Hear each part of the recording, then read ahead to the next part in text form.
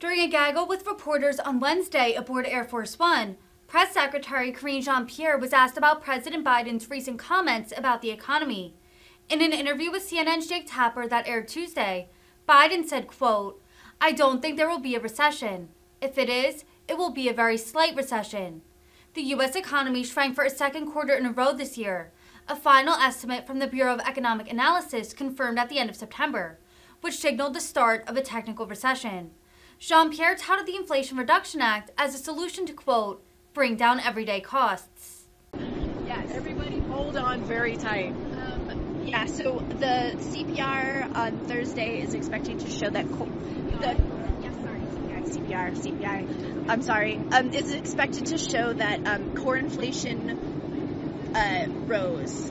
And then yesterday we had the president saying that in his interview with Jake Tapper, I think, that if there's going to be a recession, it'll be a small one, which I think is a change from what he said previously, which he said there wasn't going to be a recession. So are you changing? Are you preparing, for job losses? I mean, is the posture changing on the economy based on what we're expecting? To take the one part of your question first, which is what the president said last night during his interviews. Look, the president has been pretty consistent, has said multiple times in the past, while a recession is possible, he does not think there will be a recession. We take this unique global economic moment very seriously, as you've heard me say, as you've heard him say, and the president wants the American people to know that because of America's resilience and because of the president's economic plan that we have seen throughout the 20 months, we are in a stronger position than any other country to navigate these global challenges that we're seeing in front of us. And so that hasn't changed. He's been very consistent about that. I spoke a little bit about the CPI numbers yesterday. Look, our number one focus when it comes to the president's economic plan is lowering costs for the American people, making sure that we are tackling inflation. And we understand we have more work to do. We get that the American people are feeling that pinch, but we've also seen some progress.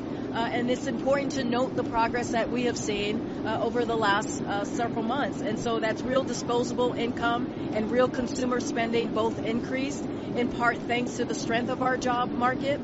Gas prices, as I've talked about many times, we've seen it come down over the last several months of over $1 per gallon since the peak of this summer, and that's overall decline of about 22%. And we're giving families a little bit more breathing room with the Inflation Reduction Act. It's going to bring down everyday costs, as you heard me say at the top, when it comes to healthcare costs, when it comes to Medicare being able to lower those costs for our seniors because are they going to be able to negotiate? All of those things are things that Democrats and this president congressional Democrats and this president has worked very hard to do over the last several months. And it's really a stark difference from what you're seeing from Republicans, from MAGA Republicans, congressional Republicans in particular.